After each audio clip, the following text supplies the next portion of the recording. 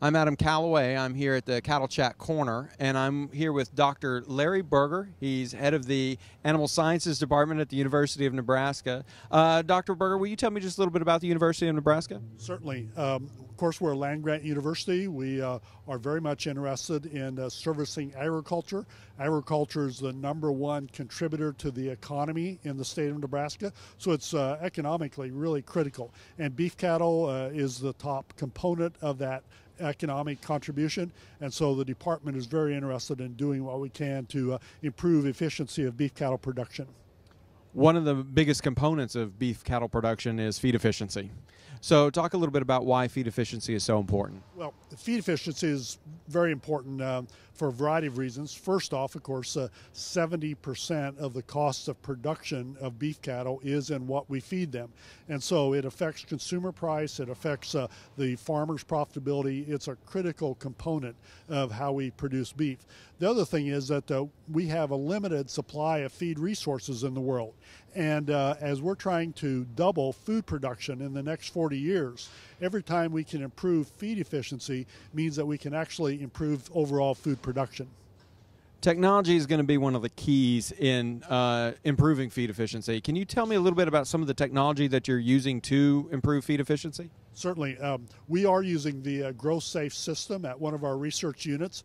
It's an ideal way to measure individual animal intake, and that is so critical because traditionally in the beef cattle arena, we've not really looked at individual intake on animals, and we've not really understood how much variation there is in the amount of feed that's required per unit of gain. So by using the GrowSafe system, we can feed animals in a group, but still measure individual intake and know exactly what their feed efficiency is. What is the end result of that for the consumer? Well, long term, that will actually reduce the cost of production, and in general, it should benefit consumers by allowing us to be more efficient. And overall, it should help keep beef prices competitive. You know, one of the challenges we have with the pork and poultry is they're much more efficient in terms of their feed conversion, and with high-priced grain, high-priced feedstuffs, that puts the beef producer at a disadvantage. We need to really figure out how we can utilize instrumentation like GrowSafe to take advantage of the natural variation of feed efficiency that's in our cattle.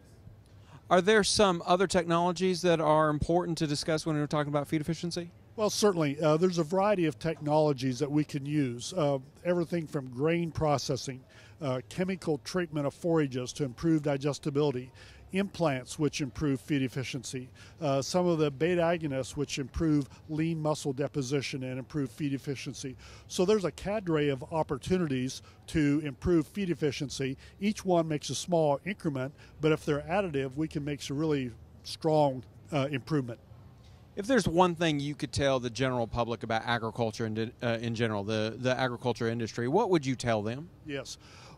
The American farmer produces the most wholesome, safest food supply in the world, and the consumers spend the smallest proportion of their disposable income of anywhere else in the world. And so food is a bargain.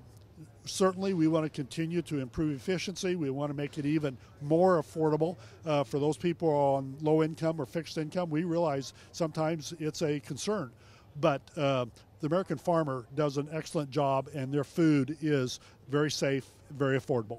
Dr. Larry Berger from the University of Nebraska, thank you so much for your time. This is Adam Calaway at Cattle Chat Corner. Thank you.